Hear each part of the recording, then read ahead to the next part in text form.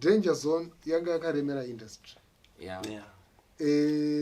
Dr. Abuja, JC, Titlas. Yes.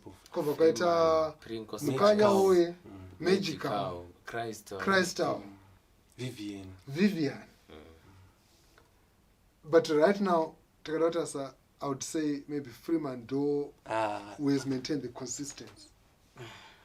She checked out the Dangerzone.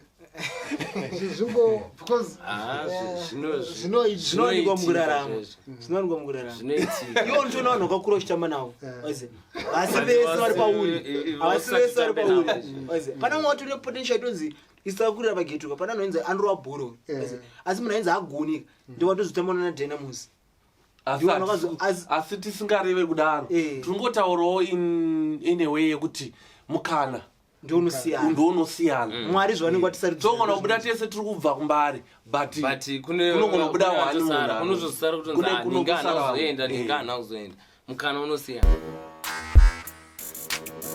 Uh-huh.